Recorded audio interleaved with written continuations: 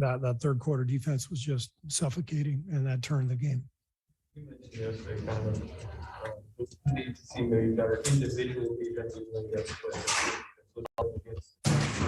Sorry, did you see it tonight against Harden, against Kevin, just individually? Yeah, I mean, obviously those guys are unbelievably difficult to handle. But I thought all in all, after that first quarter when they had 34, and we kind of corralled them and forced them into some tough shots. And this was their first game at home after a long trip. I thought they looked a little bit tired in the third quarter, and our defense picked up at that point and made a bunch of stops, and we were able to pull away. What do you think of how you guys held on there after Steph and Andrew got into a little bit of foul trouble? Yeah, that was an important stretch of the game. The last 5 minutes of the third quarter, and everybody was in foul trouble. We were just reaching like crazy over and over again. Steph had 3 and just dove into somebody's legs for a loose ball.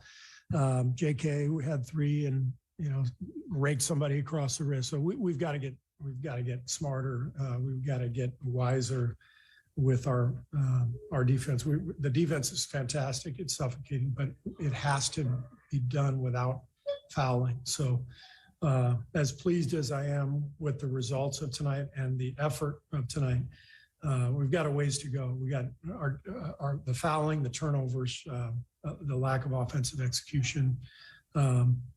It's glaring, but the great thing is we're winning because we're playing with great passion and energy and great defense.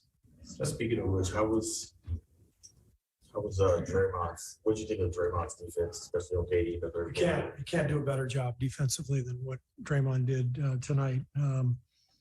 Kevin is, I've said it before, he's the most talented basketball player ever. I mean, in terms of, that size and skill and ability to get any shot he wants.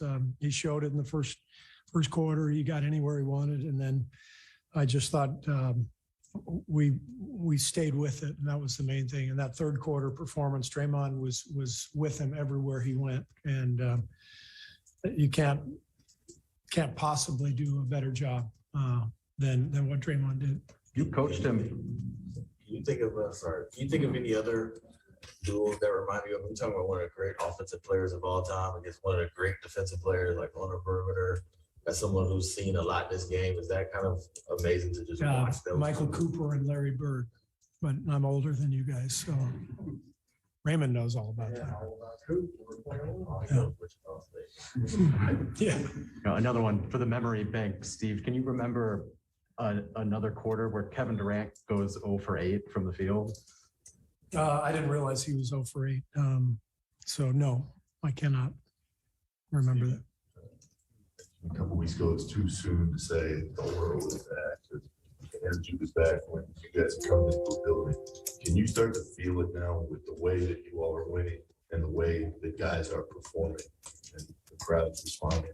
Yeah. The way the crowd energizes when Steph starts rising up from 30 feet. It's everywhere. It happened in Charlotte the other night. It happened tonight. So, I think the fact that our team is good again and is playing well and has a good record adds to what Steph brings to the table every night in terms of his skill and the showmanship. And so that stuff is, when you're winning and you get the incredible display of skill from Steph, it's, people are going to watch. And so it's fun to be back in the spotlight again. Our team is really enjoying being back here.